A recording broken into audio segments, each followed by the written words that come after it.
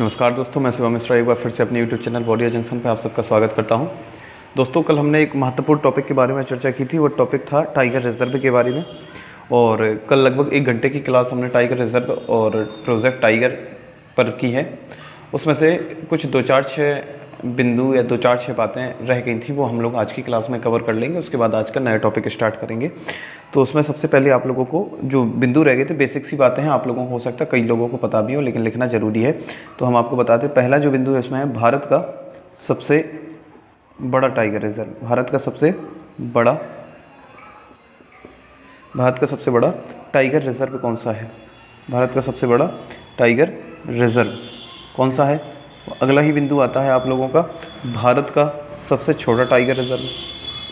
भारत का सबसे छोटा टाइगर रिजर्व कौन सा है? भारत का सबसे छोटा टाइगर रिजर्व कौन सा है? अगर आपसे पूछा जाए भारत का सबसे प्राचीनतम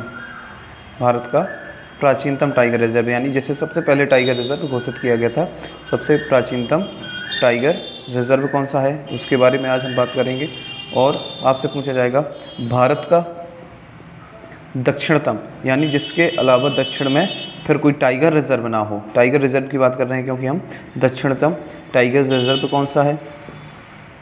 वो भारत का सर्वाधिक ऊंचाई पर स्थित टाइगर रिजर्व कौन सा है? भारत का सर्वाधिक ऊंचाई पर स्थित टाइगर रिजर्व, सर्वाधिक ऊंचाई पर स्थित टाइगर रिजर्व कौन सा है? इन 4-5 क्वेश्चंस के आंसर आप लोगों को आज पता लगेंगे।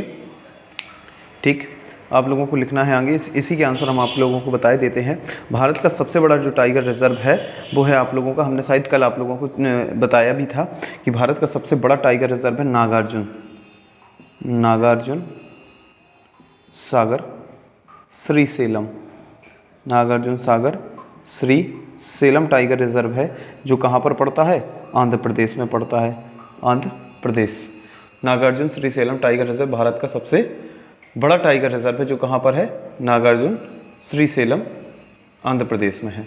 इसके बाद ही आप लोगों को सबसे छोटा टाइगर रिजर्व के बारे में अगर पूछा जाए, सबसे छोटा टाइगर रिजर्व जो आप लोगों को रहेगा वो है आप लोगों का बोर टाइगर रिजर्व है। और बोर टाइगर रिजर्व कहाँ पर है आप लोगों का? महाराष्ट्र में है। भारत का सबसे प्राचीनतम, अगर हम कहें भारत का पहला जो टाइगर रिजर्व है वो कौन सा हुआ करता था, तो आप लोगों ने उत्तराखंड में एक नाम सुन रखा होगा, जिम कॉर्बेट नेशनल पार्क। तो आप लोगों का जो जिम कॉर्बेट है वो भारत का सबसे पुराना है। वही भारत का सबसे पुराना नेशनल पार्क है, उसी को भारत का सबसे पुराना टाइगर रिजर्व भी कहा जाता है।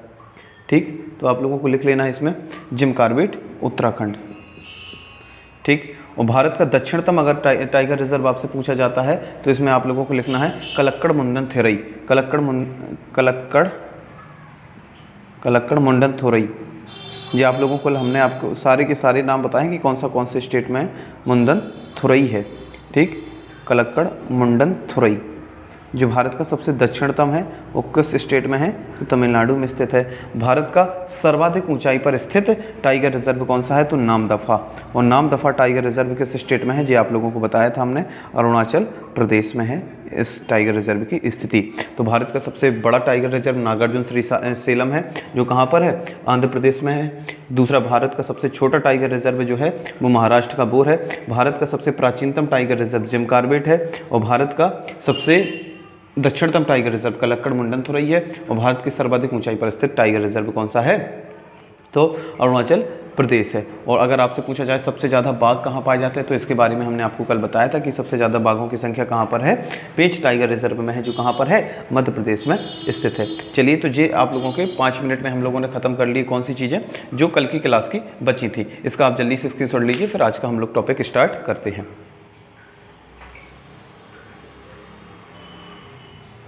ठीक, चलिए साफ करें।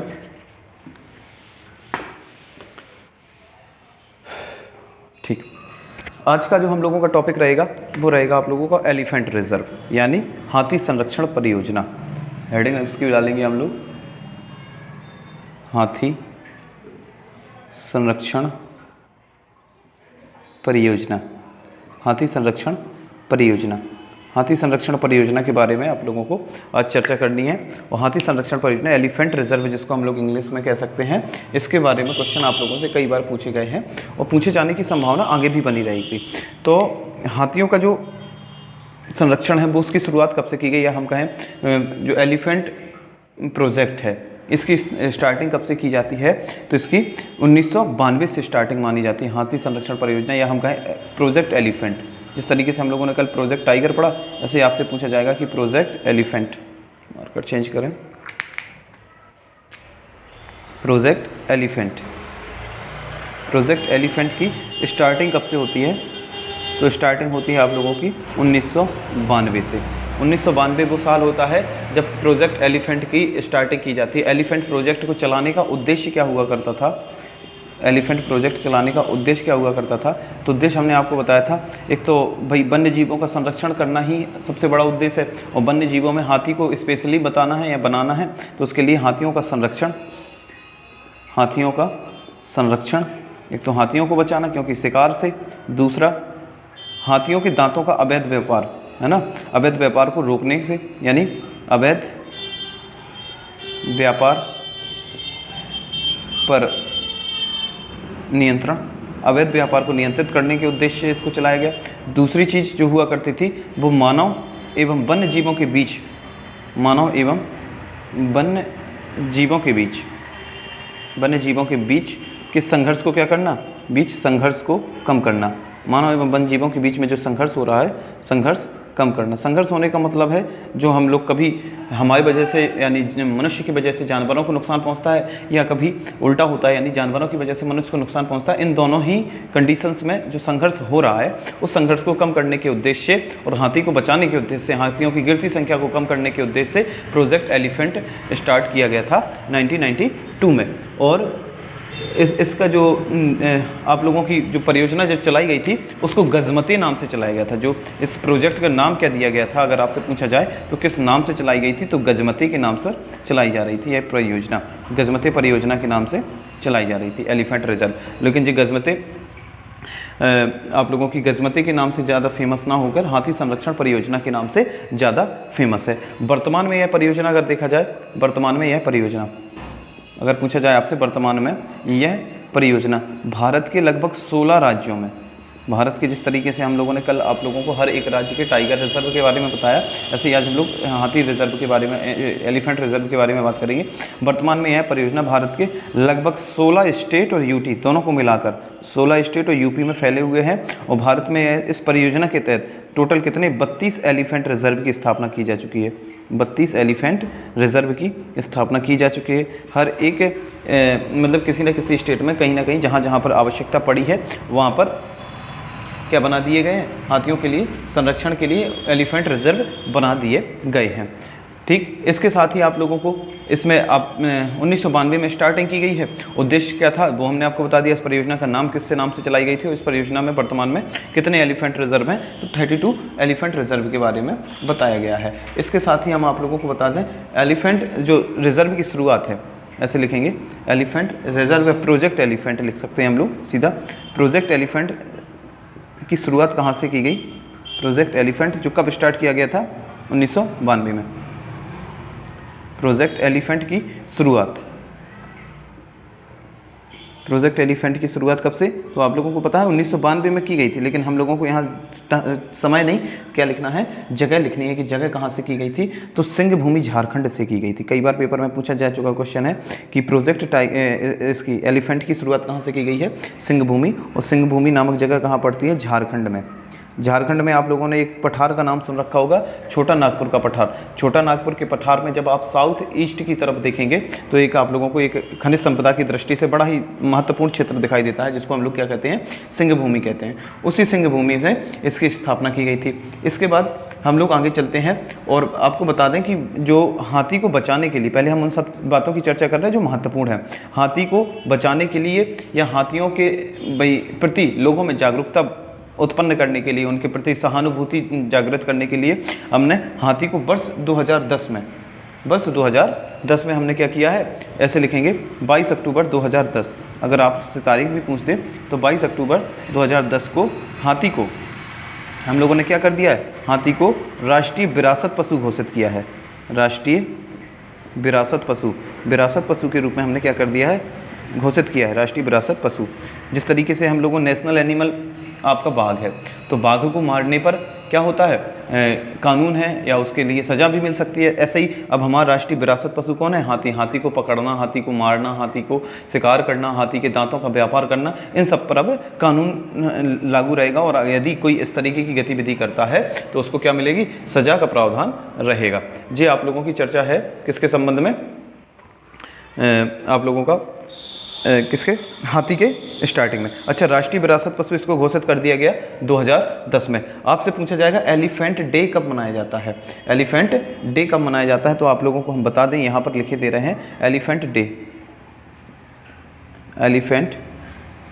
डे यानी विश्व हाथी दिवस कब मनाया जाता है, तो आप लोगों को बता दें 12 अगस्त को मनाया जाता है। अगर यही आपसे पूछ दिया जाए कि टाइगर डे कब मनाया जाता है, तो हमने आपको बताया था 29 जुलाई को टाइगर डे मनाया जाता है। और हाथी दिवस कब मनाया जाता है, 12 अगस्त को मनाया जाता है। ठीक, तो इतने आप लोगों को स्टार्टिंग में थोड़ा सा बातों को ध्यान में रखना है। इसका आप स्क्रीनशॉट लीजिए, फिर हम आगे बढ़ते हैं।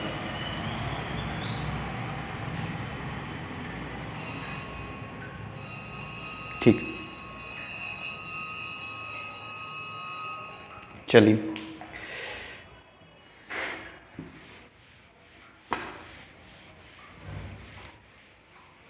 आगे बढ़ते हैं। अब हम देखते हैं, हमने आपको बताया 16 राज्यों में कुल मिलाकर कितने, 16 राज्यों में हम लोगों के पास कितने एलिफेंट रिजर्वों की बात की गई है। 16 राज्यों में आपके टोटल 32 एलिफेंट रिजर्व की बात की गई है। इन्हीं एलिफेंट रिजर्व की संख्या हम एक एक करके कंप्लीट करेंगे, यानी आप लोगों को 32 एलिफेंट रिजर्व के नाम और वो किस स्टेट में है, इस चीज़ को भी ध्यान में रखना है। तो चलिए एक एक करके हम लोग स्टार्ट करते हैं। और सबसे पहले लिखेंगे हम लोग उड़ीसा का। कहाँ के, उड़ीसा के। सबसे पहले कहाँ लिखेंगे, उड़ीसा। सबसे पहले हम लोग उड़ीसा के बारे में लिखेंगे। उड़ीसा में आप लोगों को एलिफेंट रिजर्व के सिर्फ नाम लिखते याद करते चले जाना है। तो सबसे पहले मयूरभंज लिखते हैं, इसको मयूरभंज भी लिखते हैं। मयूरभंज वही जगह है जहाँ से आप लोगों की वर्तमान राष्ट्रपति श्रीमती द्रौपदी मुर्मू जी का संबंध है, मयूरभंज उड़ीसा से। इनकी होम टाउन है मयूरभंज उड़ीसा। और यहीं पर है आप लोगों का एक टाइगर रिजर्व जिसका नाम है बैतरणी टाइगर रिजर्व है, जो बैतरणी नदी के द्वारा जो नदी बेसिन है उसके आसपास पाया जाता है। एक है महानदी बेसिन के आसपास आप लोगों ने जो टाइगर रिजर्व है, तो वो एलिफेंट रिजर्व है, तो महानदी एलिफेंट रिजर्व। और एक होता है संबलपुर, एक कौन सा होता है, संबलपुर एलिफेंट रिजर्व। ये आप लोगों के कहाँ पर है, उड़ीसा में है। उड़ीसा में कौन कौन से हैं, मयूरभंज है, महानदी है, संबलपुर है और बैतरणी है। इसके बाद आप लोगों को यही याद रख लेना है, कौन सा, दक्षिणी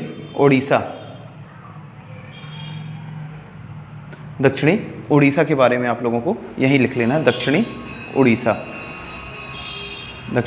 उड़ीसा के बारे में आप लोगों को याद रख लेना है। जी आप लोगों के 1 2 3 4 5 सबसे महत्वपूर्ण आप लोगों के लिए स्टेट उड़ीसा है। उड़ीसा के बाद आप लोगों को याद रखना है पश्चिम बंगाल उसी तरफ जे पाए जाएंगे, क्योंकि जे अधिकांशतः नदियों के आसपास ही पाए जाएंगे हाथी। आप लोगों ने भी देखा होगा मूवियों में हाथी दिखाई देते हैं, तो उस मूवियों में कोई ना कोई एक सीन ऐसा जरूर होता है जब हाथी नदियों के पास, तालाबों के पास पानी पीने के लिए दिन में 1 या 2 बार आते हैं। इसलिए नदियों के आसपास ही हाथी अधिकांशतः पाए जाते हैं। तो पश्चिम बंगाल में आप लोगों को लिख लेना मयूर झरना, कौन सा, यहाँ मयूर बांझ था उड़ीसा में, जबकि मयूर झरना जी कहाँ पर है, पश्चिम बंगाल में है। मयूर झरना के बाद अगला रहेगा आप लोगों का पूर्वी द्वार। मयूर झरना इसी को कह देते हैं पूर्वी द्वार, ठीक है, मयूर झरना पूर्वी द्वार। इसके बाद आप लोगों को अगला जो स्टेट है वो लिखना है आप लोगों को झारखंड। अगले स्टेट के बारे में आप लोग लिखेंगे झारखंड के बारे में। अगला स्टेट रहेगा आप लोगों का झारखंड के बारे में जब आप लिखेंगे तो झारखंड के बारे में हम आपको बता दें कि अगले स्टेट झारखंड में जो आप लोगों का एलिफेंट रिजर्व होगा उसका नाम होगा सिंहभूमि। झारखंड में कौन सा होगा, सिंहभूमि। और सिंहभूमि से ही एलिफेंट रिजर्व की क्या होती है, एलिफेंट प्रोजेक्ट की क्या होती है, शुरुआत, यानी ये क्या होती है, शुरुआत होती है। एलिफेंट प्रोजेक्ट की क्या होती है, शुरुआत, जी हमने आपको बताया झारखंड में है। इसके बाद अगला स्टेट रहेगा आप लोगों का छत्तीसगढ़। जी आप लोगों को सबसे पहले हम उसी तरफ यानी पश्चिम बंगाल वाले आसपास क्षेत्रों के लिए ले रहे हैं। छत्तीसगढ़ में आप लोगों का कौन सा है, एक तो बादलखोल,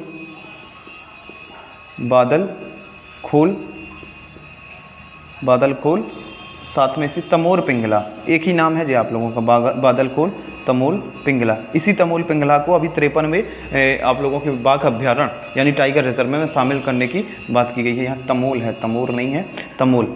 ठीक, तो बादलखोल तमोल पिंगला जी कहाँ पर है, छत्तीसगढ़ में है। और साथ में छत्तीसगढ़ में आप नाम एक लिखेंगे लेमरू, लेमरू भी कहाँ पर है, छत्तीसगढ़ में ही है। कौन सा, लेमरू भी आप लोगों का कहाँ पर है, छत्तीसगढ़ में है। इसके बाद आते हैं आप लोग अरुणाचल प्रदेश या असम की तरफ पहुँचेंगे, या असम सबसे पहले अपन लोग लिखेंगे असम के बारे में। तो यहाँ से हम थोड़ा सा कलर चेंज कर देंगे आप लोगों को ताकि स्पष्ट दिखाई देता रहे। तो असम के बारे में लिखेंगे। असम में आप लोगों को लिखना है सोनितपुर, सबसे पहले आप लोग लिखेंगे सोनितपुर। सबसे पहले क्या लिखेंगे, सोनितपुर। सोनितपुर के बाद लिखेंगे देहेंग पटकई, देहेंग पटकई, देहेंग पटकई दूसरा हो गया। दूसरे के बाद लिखेंगे चिरांग, चिरांग रिपू, इंपॉर्टेंट रहेगा चिरांग रिपू, क्यों है वो आपको आगे पता लगेगा। चिरांग रिपू। काजीरंगा, काजीरंगा नेशनल पार्क भी असम में है। काजीरंगा आप लोगों का जो एलिफेंट रिजर्व है वो भी असम में है। इसके बाद लिखेंगे धनसिरी,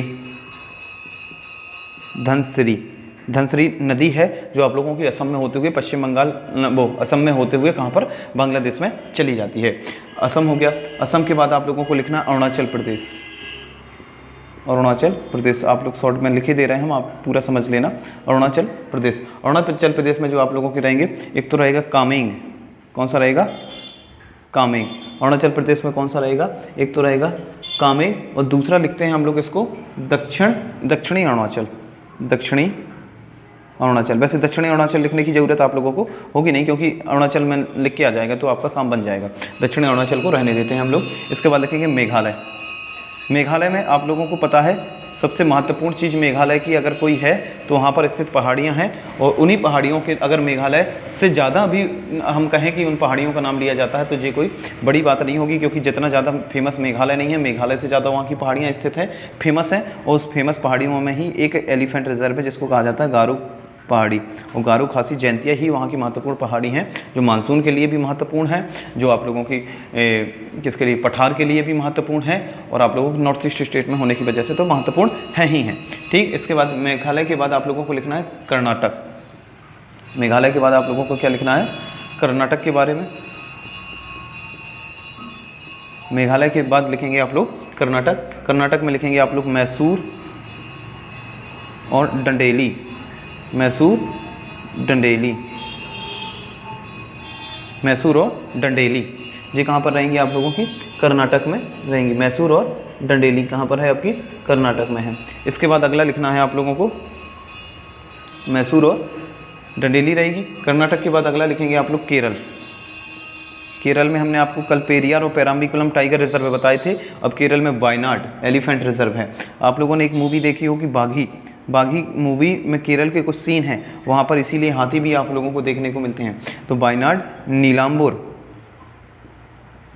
वहाँ पेराम्बुर था टाइगर रिजर्व में, नीलाम्बुर है यहाँ। अन्नामुडी, अन्नामुडी यहाँ पर भी, क्योंकि केरल में इसलिए क्योंकि यहाँ पर पश्चिमी घाट वाला हिस्सा रहेगा इसलिए यहाँ पर ज़्यादा है। और पेरियार, पेरियार एलिफेंट रिजर्व भी है, नेशनल पार्क भी है और टाइगर रिजर्व भी है। अब थोड़ा सा फिर से हम चेंज कर लेते हैं थोड़ा सा लाइन। इसके बाद आप लोगों को लिखना है नागालैंड। सॉरी, यहाँ तक आप लोग जल्दी से स्क्रीनशॉट लीजिए ताकि हम फिर आगे बढ़ें, क्योंकि इसके बाद आप लोगों को दिखाई देगा नहीं। थोड़ा सा हम एडजस्ट करने की कोशिश कर रहे हैं। हाँ ठीक, एक आप लोगों का और आ जाएगा यहाँ पर नागालैंड। नागालैंड की अगर हम लोग चर्चा करते हैं तो इसको इनटांकी कहा जाएगा। वैसे इसकी इंग्लिश में लिखा जाता है INTANKE, इनटांकी। और दूसरा लिखेंगे आप लोग सिंगफन, सिंगफन, इस तरीके सिंगफन जी आप लोगों की किस में रह गए, नागालैंड में रहेंगे। ठीक, तो आप लोगों ने उड़ीसा में देखा कौन कौन सा, मयूर, भांज, मयूरभंज या मयूरभंज, बैतरणी, महानदी, संबलपुर, दक्षिण उड़ीसा। देखो अब दक्षिण उड़ीसा याद करने की आप लोगों को जरूरत नहीं है, क्योंकि उड़ीसा में पूछा जाएगा, दक्षिण उड़ीसा पूछा जाएगा ऐसा पॉसिबल नहीं है। तो आप लोगों को याद कौन कौन से करने हैं, मयूरभंज, बैतरणी, महानदी और संबलपुर। इसके बाद पश्चिम बंगाल में आप लोगों को मयूर झरना और पूर्वी द्वार। झारखंड में पूर्वी द्वार आप जरूर याद कर रखेंगे। झारखंड में सिंह भूमि आप लोगों को याद है ही। छत्तीसगढ़ में बादलखुल, तमोर पिंगला और इसके बाद दूसरा लेमरू। असम में सोनेतपुर, देहिंग पटकई, चिरांग रिपू, काजीरंगा, धनसिरी, ठीक है। अरुणाचल प्रदेश में आपका कामेंग आएगा, मेघालय में आपका गारो आएगा, कर्नाटक में मैसूर, डंडेली। मैसूर आप लोगों को पता है, कर्नाटक में इसलिए याद करने की जरूरत नहीं है, डंडेली याद कर लो। केरल में वायनाड आप लोगों को पता है, केरल में है, यहीं से राहुल गांधी जी सांसद हैं शायद। नीलाम्बुर, अन्नामुदी और पेरियार। ये पेरियार भी केरल में है, अन्नामुदी सबसे ऊंची चोटी है, ये भी केरल में है। तो आप लोगों को यहाँ से याद करने की ज़्यादा जरूरत। थोड़ा सा देखो आप लोगों को पीछे की चीज़ें दिमाग में रखनी जरूरी है ना।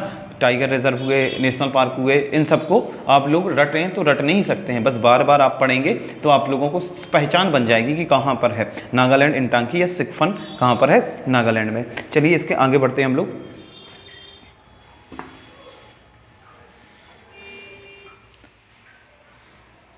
इसके आगे बढ़े तो हम लोग नागालैंड तक पहुँच चुके थे। नागालैंड के बाद अगला आप लोगों का जो रहेगा वो रहेगा Andhra Pradesh.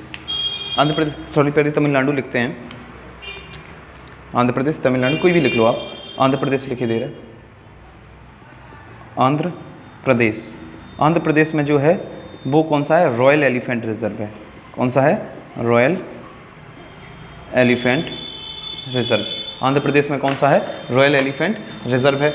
Royal elephant reserve के बाद अगला आप लोगों को आंध्र प्रदेश के बाद लिखना है तमिलनाडु। कहाँ पर, तमिलनाडु। तमिलनाडु में जब आप लिखेंगे तो तमिलनाडु में नीलगिरी, तमिलनाडु में कौन सा है, नीलगिरी। वहाँ पर हमने अनाईमुडी पढ़ा, यहाँ अन्नामलाई है। कल भी हमने आपको बताया था कि जितनी मलाई हैं सब तमिलनाडु में है। अन्नामलाई, मुदुमलाई, मेघामलाई, ये सारी की सारी तमिलनाडु में है। और अन्नामलाई हो गया। श्रीविल्लिपुथूर, इसका नाम भी हमने आप लोगों को कल टाइगर रिजर्व में पढ़ाया है। तो टाइगर रिजर्व और एलिफेंट रिजर्व और नेशनल पार्क नाम एक जैसे हो सकते हैं, इसमें आप लोगों को घबराने या परेशान होने की बात नहीं है। कोयम्बटूर, ठीक, तमिलनाडु में रहेगा। तमिलनाडु के बाद आप लोगों को लिख लेना है उत्तराखंड। उत्तराखंड, उत्तराखंड के जो नेशनल वो एलिफेंट रिजर्व है यही कहाँ है, शिवालिक। इसका नाम क्या है, शिवालिक। और शिवालिक ही वास्तव में जो था वो उत्तर प्रदेश और उत्तराखंड है। भाई पहले उत्तर प्रदेश में ही तो उत्तराखंड था, इसलिए शिवालिक उत्तर प्रदेश का था। लेकिन जब उत्तर प्रदेश टूटा और उत्तराखंड बन गया तो ये सारा का सारा कहाँ चला गया, उत्तराखंड में चला गया। और अगर आपसे पूछ दिया जाता है कि उत्तर प्रदेश में कौन सा है तो उत्तर प्रदेश में लिख देंगे, और इसके ऐसे लिख देंगे उत्तर प्रदेश। इसका नाम जो बचाया है, जो शिवालिक के जाने के बाद जो बचा है, तो उसको उत्तर प्रदेश ER कह दिया जाता है। उत्तर प्रदेश एलिफेंट रिजर्व के नाम से ही जाना जाता है। तो उत्तर प्रदेश एलिफेंट रिजर्व पहले एक्चुअली में क्या था, पूरा उत्तर प्रदेश था, ठीक है। उत्तर प्रदेश का ऊपर वाला हिस्सा उत्तराखंड बन गया, तो जो आप लोगों का एलिफेंट रिजर्व था वो उत्तराखंड वाले हिस्से में चला गया, और थोड़ा बहुत जो उत्तर प्रदेश के ऊपर वाले हिस्से में बचा होगा उत्तराखंड से लगा होगा उसको उत्तर प्रदेश ER के नाम से बताया गया। तो उत्तर प्रदेश ER के नाम से ही उत्तर प्रदेश में एलिफेंट रिजर्व को जाना जाएगा। इसके बाद आप लोगों का अगला जो स्टेट रहेगा उसका नाम होगा आप लोगों का, वैसे कितना हो चुका होगा, कोई स्टेट बचा है वैसे आप लोग अगर काउंट करना चाहें तो काउंट करें तो मयूरभंज। और उड़ीसा में हम लोगों ने सबसे पहले कौन कौन सा पढ़ा, उड़ीसा में हम लोगों ने मयूरभंज पढ़ा, मयूरभंज के बाद बैतरणी पढ़ा, बैतरणी के बाद महानदी पढ़ा और दक्षिणी उड़ीसा पढ़ा। पश्चिम बंगाल में मयूर झरना, पूर्वी द्वार। इसके बाद झारखंड में हम लोगों ने सिंह भूमि पढ़ा, सिंह भूमि झारखंड में पढ़ा। छत्तीसगढ़ में हम लोगों ने छत्तीसगढ़ में कौन सा पढ़ा था, तो हमने आप लोगों को बताया था तमोर पिंगला, तमोर पिंगला यानी बादलपुर, तमोर पिंगला और लेमरू। इसके बाद आप लोगों का असम में सोनेतपुर, देहिंग पटकई, चिरांग रिपू, काजीरंगा और धनसिरी। अरुणाचल प्रदेश में कामेंग और दक्षिणी अरुणाचल था। मेघालय में गारो पहाड़ी और कर्नाटक में मैसूर, डंडेली। केरल में वायनाड, नीलम्बूर, अन्नामुडी, पेरियार ये हुआ करते थे। नागालैंड में इंटांकी और सिंगफन है। तमिलनाडु में आप लोगों की नीलगिरी, अन्नामलाई, श्रीविल्लिपुथूर, कोयम्बटूर है। आंध्र प्रदेश में रॉयल है। उत्तराखंड में शिवालिक है। उत्तर प्रदेश में उत्तर प्रदेश ही है। तो आप लोगों के इस तरीके से जो लगभग 32 हो चुके होंगे, आप लोग काउंट कर सकते हैं क्योंकि मैंने काउंटिंग नहीं की है और साफ भी कर दिया है।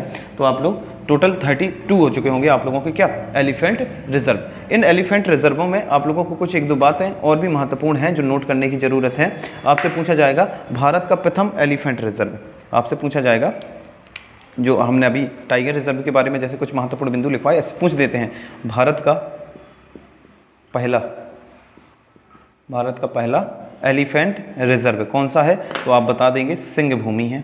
कहाँ पर है? तो आप बता देंगे कहाँ पर है। अब बताने की ज़रूरत हमें तो है नहीं, आप समझ गए होंगे कि सिंह भूमि कहाँ है, झारखंड में, छोटा नागपुर के पठार का हिस्सा माना जाता है। इसके बाद आपसे पूछा जाएगा, इसके बाद आप लोगों से अगर पूछा जाए हाँ कि जो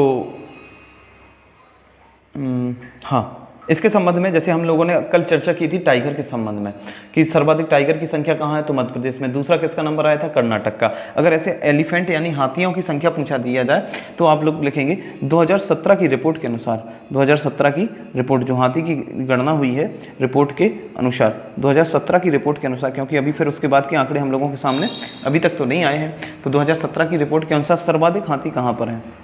सर्वाधिक हाथी कहाँ पर हैं? तो सर्वाधिक हाथी आप लोगों के कर्नाटक में। शेर कहाँ ज़्यादा थे, बाघ कहाँ ज़्यादा थे? मध्य प्रदेश में। दूसरा नंबर कर्नाटक का था। यहाँ पर सर्वाधिक हाथी कहाँ पर हैं? कर्नाटक में है। दूसरा किसका आता है? असम में आता है। और तीसरा कहाँ पर आता है, किसका स्थान आता है? तो तीसरा स्थान आता है केरल का। तीसरा स्थान आता है क्या? केरल का। और आप लोगों को हम बता चुके हैं कि हाथी को विरासत पशु 2010 में घोषित कर दिया गया। 12 अगस्त को एलिफेंट डे के रूप में मनाया जाता है। अच्छा, आपसे हो सकता पूछ दे,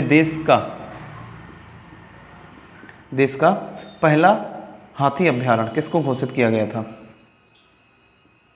पहला हाथी अभ्यारण्य यानी आप लोगों की एलिफेंट सेंचुरी, ना कि एलिफेंट रिजर्व। देश का पहला हाथी अभ्यारण्य, देश का पहला हाथी अभ्यारण्य किसको घोषित किया गया? जी आप लोगों को लिख लेना है बन्नेरू घाट नेशनल पार्क में। और आप लोगों की ड्यूटी है कि बन्नेरू घाट नेशनल पार्क कहाँ है, जी आप लोग कमेंट बॉक्स में लिख के बताएं। बन्नेरू घाट नेशनल पार्क, और इसका हम आंसर आपको बता देते हैं, ये आप लोगों को कर्नाटक में है, क्योंकि हो सकता है भाई आप लोग ना ढूंढें लापरवाही के चलते, तो आप लोगों को पता रहे कि कर्नाटक में है। अच्छा, आप लोगों से कई बार पूछा जा चुका है कि पशुओं के अधिकारों के लिए काम करने वाली संस्था कौन सी है? पशुओं के, जैसे हम लोगों के अधिकारों के लिए तो संविधान लिख दिया गया, ऐसे पशुओं के अधिकारों के लिए, पशुओं के जो अधिकार हैं, पशुओं के अधिकारों के लिए कार्य करने वाली संस्था, पशुओं के अधिकारों के लिए कार्य करने वाली संस्था कौन सा है? तो इसका नाम आप लोगों ने बड़ा सुन रखा होगा, पेटा, PETA। आप लोगों के पिछले कुछ सालों में आपने पेटा के एम्बेसडर आप लोगों की अनुष्का शर्मा जी रही हैं, ठीक है। तो इस वक्त पेटा का फुल फॉर्म आप लोगों को याद करना है। पेटा नाम नहीं है, ये पूरा एक फुल फॉर्म है। और उस पेटा का फुल फॉर्म क्या है? प्यूपिल फॉर आप लोगों को लिखना है ethical treatment of animal, ethical treatment of animal. तो पेटा का फुल फॉर्म क्या हो गया? प्यूपिल फॉर एथिकल ट्रीटमेंट एनिमल, ठीक है, एथिकल ट्रीटमेंट ऑफ एनिमल। जी आप लोगों को प्रोजेक्ट एलिफेंट के बारे में याद रखना है। अच्छा, आप लोग इसका स्क्रीनशॉट लीजिए, क्योंकि फिर इसके बाद आप लोगों को दिखाई दे नहीं है रहा है, तो हम लोग फिर आगे बढ़ेंगे। आप लोग इसका जल्दी से स्क्रीनशॉट ले लीजिए।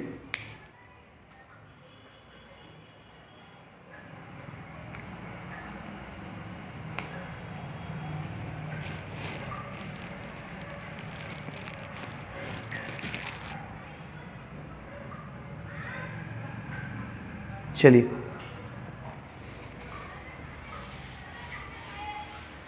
आगे बढ़ते हैं। अब आप लोगों को बता दिया जाए कि जिस तरीके से हमने कल आपको बाघ के बारे में बताया था कि जो बाघ है वो भारत में रेड डाटा, जो IUCN द्वारा जारी सूची, रेड डाटा सूची लिस्ट तैयार की जाती है, उसमें संकटाग्रस्त या एंडेंजर्ड वाली कैटेगरी में आता है। तो आप लोगों से पूछा भी जा सकता है कि हाथियों को किस सूची में रखा गया है? तो लिखेंगे IUCN की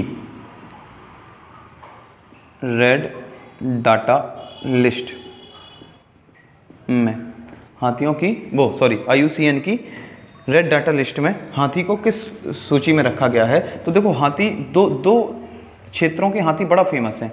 एक तो जिन्हें कहा जाता है अफ्रीका का हाथी। आप लोगों ने जितनी मूवी देखी होंगी, मूवी में बड़े बड़े हाथी होते हैं जिनके लंबे लंबे दांत होते हैं और बड़े हष्ट-पुष्ट दिखाई देते हैं, वो अधिकांशतः अफ्रीका के हाथी ही दिखाई देते हैं। अफ्रीका के हाथी, अफ्रीका के हाथी। और दूसरा होते हैं एशिया के हाथी, एशिया के हाथी। हाथी बेसिकली वहाँ पर रहते हैं जहाँ पर उष्णकटिबंधीय जलवायु क्षेत्र पाया जाता है। उष्णकटिबंधीय मतलब जहाँ ज़्यादा बारिश हो, ज़्यादा पेड़ पौधे हों, और ऐसी जलवायु आप लोगों की सबसे ज़्यादा अफ्रीका के कंटिनेंट में पाई जाती है, इसलिए अफ्रीका में पाए जाते हैं, और थोड़ा बहुत एशिया में पाए जाते हैं, इसलिए एशिया में भाई पाए जाते हैं। तो आप लोगों को लिखना है अफ्रीका के जो हाथी हैं इनको रखा गया संवेदनशील। संवेदनशील का मतलब होता है कि इनमें हाँ मतलब समस्या तो है लेकिन इतनी ज़्यादा नहीं है अफ्रीका के हाथियों पर। तो इस और संवेदनशील कैटेगरी कौन किन जानवरों को रखा जाता है, तो आपको बता दें जिनके विगत 10 वर्षों में, जिनमें विगत 10 वर्षों में कितने % की कमी आई हो, 50% संख्या का हो गई हो, कम हो गई हो, 50% की कमी आई हो। मतलब एशियाई जो आप लोगों के अफ्रीका के हाथी हैं उसके पिछले 10 सालों में 50% हाथी क्या हो गए हैं, कम हो गए हैं। इसलिए इसको किस सूची में रखा गया है, संवेदनशील में रखा गया है। जबकि एशिया के जो हाथी हैं उसको संकटाग्रस्त में रखा गया है। संकटाग्रस्त यानी एंडेंजर्ड में ही रखा गया है, संकटाग्रस्त है। और संकटाग्रस्त में किसको रखा जाता है, तो विगत 10 वर्षों में जिसकी आबादी कितने % कम हो गई हो, जिसकी परसेंट 70% की कमी दर्ज की गई हो।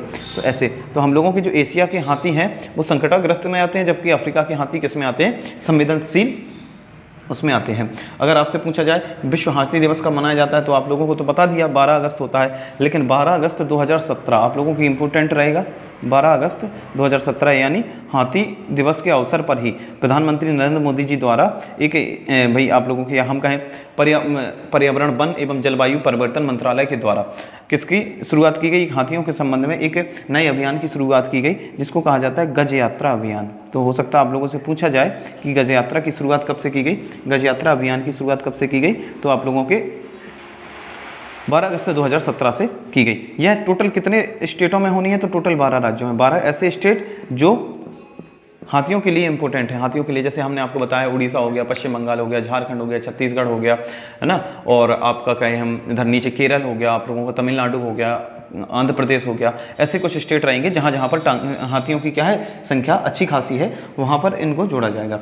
देश में अगर पूछा जाए एलिफेंट कॉरिडोर की संख्या कितनी है, तो भारत में एलिफेंट कॉरिडोर की संख्या, भारत में एलिफेंट कॉरिडोर यानी हाथी गलियारा, एलिफेंट कॉरिडोर, कॉरिडोर या कॉरिडोर को ही हिंदी में हम लोग क्या कह देते हैं, गलियारा। तो भारत में एलिफेंट गलियारों की संख्या कितनी है, तो आप लोगों को बता दें ऐसे टोटल कितने क्षेत्र नोटिस किए गए हैं जहां से हाथियों का आना जाना या उनका मार्ग स्थापित है, तो वो टोटल ऐसी 101 जगह हैं। कितनी जगह हैं, 101 जगह है जहां से हाथियों का आना जाना लगा रहता है। इसको एलिफेंट गलियारा के नाम से या एलिफेंट कॉरिडोर के नाम से जाना जाता है। अच्छा, आपसे पूछा जाएगा एक क्वेश्चन जो आप लोगों के महत्वपूर्ण बिंदु हैं, जो सीधे सीधे क्वेश्चन बनेंगे, ठीक है, इसलिए आप लोगों को इस तरीके से उनको लिखना भी जरूरी है। आप लोगों को अगला जो बिंदु लिखना है उस बिंदु में आप लोगों को एक प्रोग्राम के बारे में बताना। आपसे पूछा जाएगा माइक क्या है, पेपर में सीधा लिख के दे देंगे वो कि माइक का संबंध है या माइक क्या है। तो पहले हम इसकी आपको फुल फॉर्म बता दें तो शायद आप लोगों को इसका आंसर क्लियर हो जाए। इसकी फुल फॉर्म होती है मॉनिटरिंग, जिस तरीके से हमने कल एम स्ट्रिप्स बताया था, एम स्ट्रिप्स का फुल फॉर्म क्या होता है वो आप लोगों को बताना है। तो monitoring of illegal killing of elephant. इससे आप अंदाज़ा लगा सकते हैं हाथी की मृत्यु, अवैध और मॉनिटरिंग। मॉनिटरिंग मतलब निगरानी करना, किसकी, हाथियों की अवैध हत्या की निगरानी करने के लिए जो प्रोग्राम चलाया गया है उसको क्या कहा जाता है, माइक कहा जाता है। तो आप लोग इसको हिंदी में लिख सकते हो, हाथियों की अवैध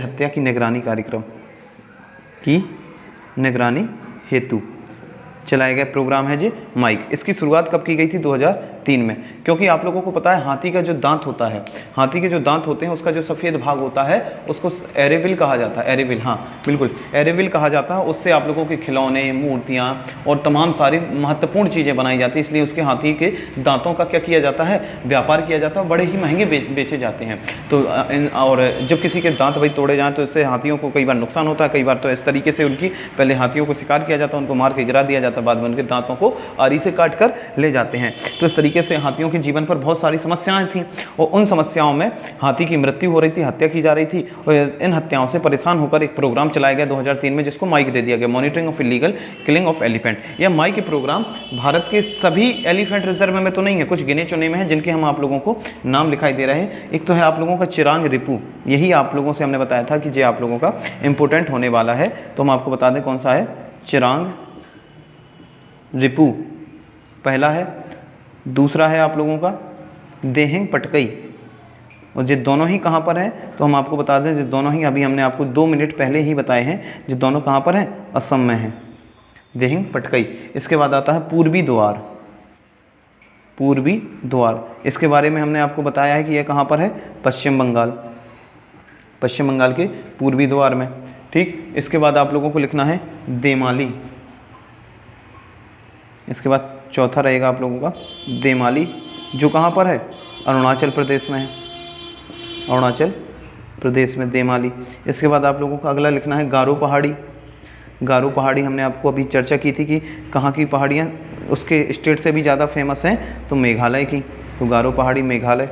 इसके बाद अगला रहेगा आप लोगों का मयूरभंज, मयूरभंज जहाँ की आप लोगों की राष्ट्रपति जी का संबंध है, तो मयूरभंज का संबंध राष्ट्रपति जी से है और ये कहाँ की हैं, ओडिशा की है। सातवां लिखेंगे आप लोग मैसूर, मैसूर, मैसूर की कौन सी है, तो कर्नाटक में है मैसूर, मैसूर कहाँ पर है, कर्नाटक में है। मैसूर के अलावा आप लोग लिखेंगे नीलगिरी, नीलगिरी, नीलगिरी कहाँ पर है, नीलगिरी, नीलगिरी आप लोगों को बताने की ज़रूरत नहीं है कहाँ पर है, तमिलनाडु में है। और इसके बाद आप लोगों का 9वां रहेगा वो शिवालिक है, वो कौन सा है, शिवालिक है, और शिवालिक कहाँ पर है, उत्तराखंड में है, शिवालिक कहाँ पर है, उत्तराखंड में। एक आप लोगों का आखिरी 10वां बच जाता है, तो उसको हम यहाँ पर लिखे दे रहे हैं, जो 10वां रहेगा आप लोगों का अलग पेन से लिखे दे रहे हैं ताकि आप लोगों को नोटिस हो जाए कि जो 10वां है वो कौन सा है, वायनाड, वायनाड है, जो कहाँ पर है, केरल में है, केरल में है। यह आप लोगों के 10 एलिफेंट रिजर्व ऐसे हैं जहाँ पर प्रोग्राम चलाया जा रहा है, कौन सा, माइक वाला। तो आप लोग जल्दी से इसको स्क्रीनशॉट लीजिए और नोट कीजिए।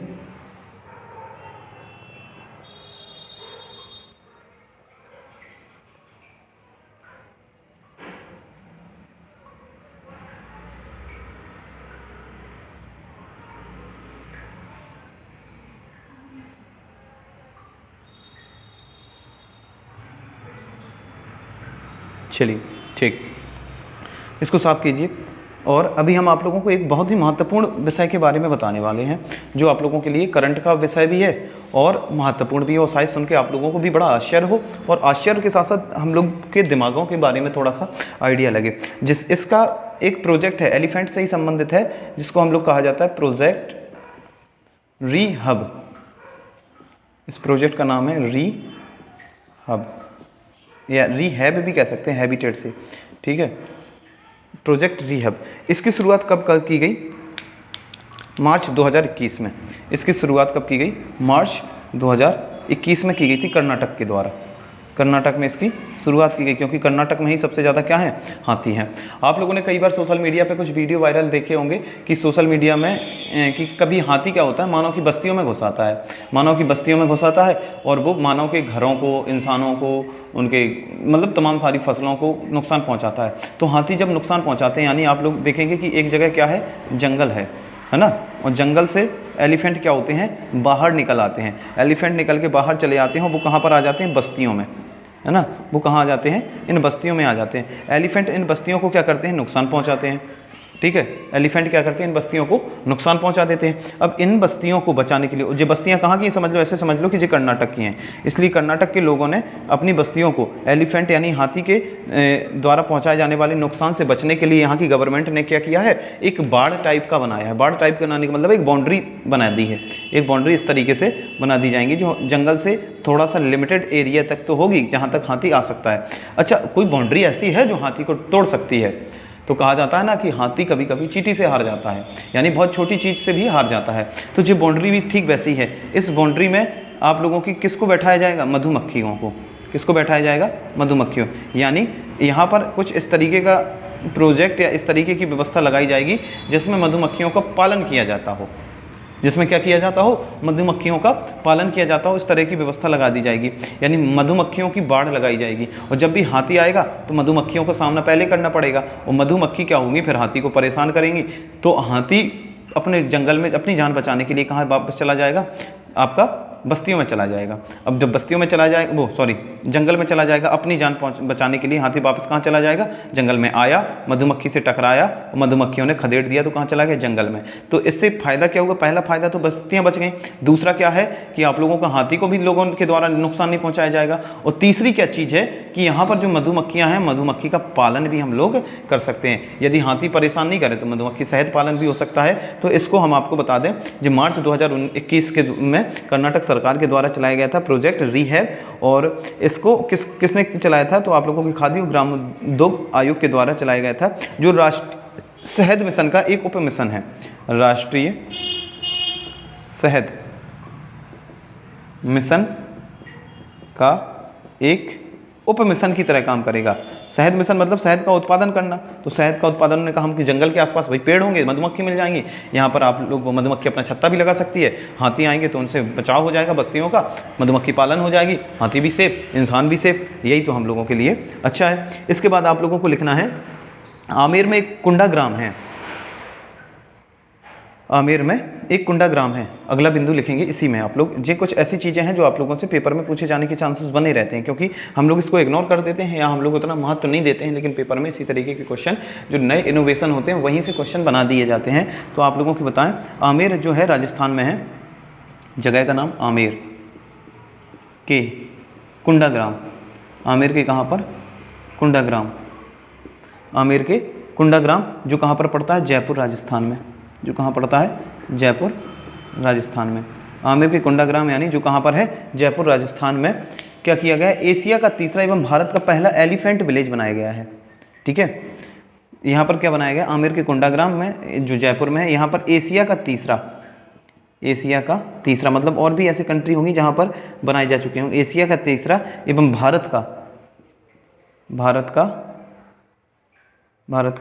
पहला, एशिया का तीसरा एवं भारत का पहला एलिफेंट विलेज बनाया गया। किसको, आमेर के कुंडा ग्राम को। इसको क्या बनाया गया, एशिया का तीसरा और भारत का पहला एलिफेंट विलेज। अच्छा, अभी हमने आपको एलिफेंट रिजर्व पढ़ा है, तो स्टेट उसमें राजस्थान नहीं था, राजस्थान स्टेट नहीं था, यानी वहाँ पर एलिफेंट रिजर्व है नहीं। तो हम लोग वहाँ क्या बना सकते हैं, एलिफेंट विलेज बना सकते हैं।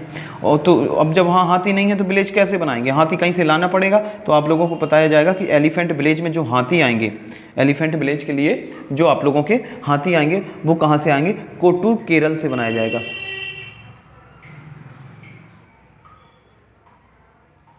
या एक सेकंड आप लोग इसको इतना नोट कीजिए, फिर उसके जो आप लोगों का कोट्टूर वाला है वो एक अलग बिंदु रहेगा आप लोगों के लिए। जल्दी से इसको नोट कीजिए, स्क्रीनशॉट ले लीजिए इसका। इसको जो कोट्टूर वाला है वो इस तरीके से लिखेंगे आप लोग, हाथी पुनर्वास केंद्र। हाथी पुनर्वास केंद्र,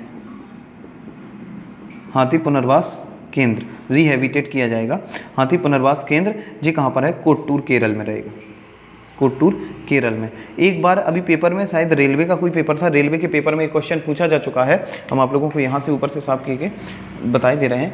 पेपर में एक बार क्वेश्चन पूछा जा चुका है कि हाथी का इलाज, मतलब हाथियों के इलाज, हाथी के जो पैरों से संबंधित कई बार इलाज होते हैं, उसके लिए जो आप लोगों के क्या बोलते हैं उसको, हाथियों का अस्पताल ऐसे कह दें हम नॉर्मल सी लैंग्वेज में, क्योंकि उसकी लैंग्वेज हमें आपको मतलब हमें समझ में नहीं आ रही कि किस तरीके से लिखा जाएगा। तो हाथियों का अस्पताल हाथियों के लिए जो अस्पताल बनाया गया, हॉस्पिटल बनाया गया है, वो कहाँ पर बनाया गया है? मथुरा में बनाया गया है। आप देखते हैं कभी कभी क्या होता है, हाथी का एक्सीडेंट हो जाता है। हाथी का एक्सीडेंट होने का मतलब है कभी वो उसे चोट लग गई या कभी किसी बड़ी गाड़ी से एक्सीडेंट हो गया। कई बार तो ट्रेन के सामने भी हाथी आ जाते हैं, उनके हाथ पैर में चोट लग जाती है। तो अब हाथी का वजन भी बहुत ज़्यादा होता है, वो पैर में चोट लगी तो बेचारे चल नहीं पाते हैं, तो एक जगह पड़े पड़े मर जाते हैं। तो ऐसे में उनको कहाँ ले आया जाएगा? मथुरा ले आया जाएगा। मथुरा में आने पर उनको एक ऐसा तालाब टाइप का बना होता है, और तालाब में क्या होगा, उनको भाई उतारा जाएगा, यानी पानी में उतारा जाएगा। तो पानी में किसी भी चीज़ का वजन क्या होने लगता है? थोड़ा सा कम महसूस होने लगता है। जी आप साइंस का टॉपिक है, तो पानी में जब उसके पैर का वजन थोड़ा सा कम महसूस हुआ जाएगा, तो उसका जो इलाज होगा वो पानी में रहकर ही कर दिया जाएगा, ताकि वजन भी कम रहे और उसका काम भी हो जाए। और इस तरीके से हाथियों के जो पैरों, मतलब जो आप लोगों की फूड प्लांटेशन है, वो किया जा सकता है। तो हाथियों का अस्पताल कहाँ पर खोला गया है? मथुरा में खोला गया है। तो आप लोगों की एलिफेंट प्रोजेक्ट से संबंधित इतनी ही बातें हो सकती थी, जो हम लोगों ने एक ही वीडियो में आप लोगों के लिए कवर कर दी गई हैं। इसके अलावा जो आप लोगों के लिए महत्वपूर्ण होगा, वो आप लोगों के लिए अगले वीडियो में हम लोग लेकर आएंगे। अच्छा, एक आप लोगों को टाइगर रिजर्व से संबंधित एक महत्वपूर्ण पॉइंट और लिख लेना है कि टाइगर मैन के नाम से किसको जाना जाता है। तो टाइगर मैन के नाम से आप लोगों को बता दें, टाइगर मैन के नाम से किसको जाना जाता है? तो टाइगर मैन के नाम से जाना जाता है कैलाश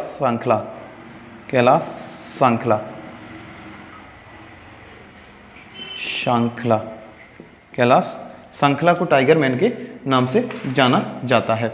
और एक बिंदु आप लोगों का रहेगा, हाथी मेरे साथी, हाथी मेरा या मेरे हाथी मेरे साथी अभियान। आप लोगों ने मूवी भी देखी होगी है। तो हाथी मेरे साथी अभियान कब चलाया गया? तो 2011 में चलाया गया था। 2011 में हो सकता है पूछ दिया जाए। तो पर्यावरण वन एवं जलवायु परिवर्तन मंत्रालय के द्वारा 2011 में चलाया गया था। और पर्यावरण वन एवं जलवायु परिवर्तन मंत्री इस समय हम लोगों के कौन है? तो भूपेंद्र यादव जी हैं। जी आप लोगों के लिए कल हम लोगों ने टाइगर रिजर्व यानी प्रोजेक्ट टाइगर के बारे में, आज हम लोगों ने एलिफेंट रिजर्व या एलिफेंट प्रोजेक्ट के बारे में पढ़ा। उसकी शुरुआत 1973 में हुई थी, इसकी शुरुआत 1952 में हुई थी। उसमें टोटल संख्या 53 है, इसकी टोटल संख्या 32 है। उसको एंडेंजर्ड में रखा गया है, इसको एंडेंजर्ड में रखा गया है, एसीआई को। और आप लोगों को इसके बाद कहाँ कहाँ कौन कौन से स्टेट में वो हैं, कहाँ कहाँ कौन कौन से स्टेट में वो हैं, ठीक है। दोनों में हम अंतर बताते जा रहे हैं। इसमें माइक चलाया गया, उसमें एम स्ट्रिप चलाया गया है ना। और उसको आप लोगों का राष्ट्रीय बाघ दिवस कब मनाया जाता है? 29 जुलाई को मनाया जाता है, जबकि जी आप लोगों का 12 अगस्त को मना लिया जाता है।